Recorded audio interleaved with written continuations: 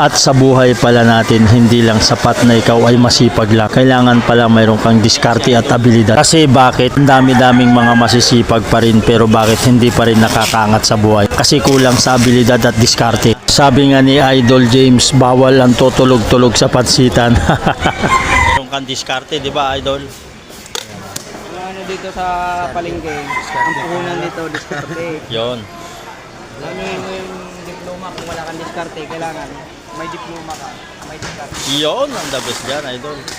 Oh. Yan si Idol, buo ang loob. Buo ang loob. Wasak daw yung dibdib. O yan ha. Ito yung mga dekada ng mga kargador dito sa loob ng Balintawak. Ang trabaho namin dito sa Balintawak, bago magkapera, hirap muna. Yon. Shout out dyan sa lahat ng mga kargador sa Balintawak. Yon. Isa na kay Idol Michael. Yan, panalo.